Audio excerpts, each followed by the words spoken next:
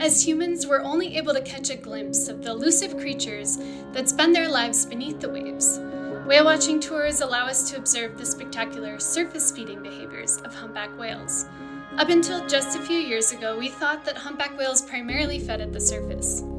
New tagging technology has allowed scientists to follow these animals beyond the surface and to discover some new behaviors. A large group of whale biologists from Stellwagen Bank National Marine Sanctuary, Stanford, UC Santa Cruz, Syracuse, and the Center for Coastal Studies teamed up to attach animal tracking devices and followed the movements of these large whales after they disappear from our view. In 2013, they discovered a new behavior when these tags revealed that the humpback whales were also foraging for food at the bottom of the ocean, rolling onto their sides and opening their mouths to catch small fish called sandlance.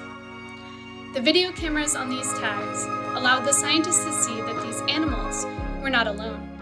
They saw multiple whales coming head-to-head at the bottom of the ocean to feed.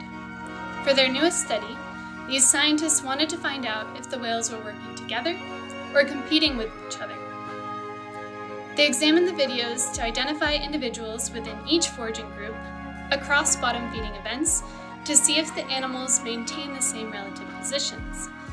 They saw that each time the whales dove down, they oriented themselves in the same way, coming head to head in a triangle formation, usually at the 11 and 1 o'clock position relative to the tagged whale.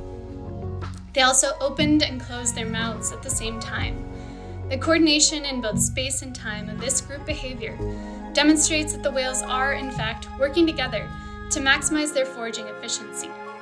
This behavior not only shows us the impressive coordination of these social and intelligent animals, but it also gives us insight into how we can protect them. Many humpback whales suffer from entanglement in bottom-set fishing gear, like lobster traps and gill nets.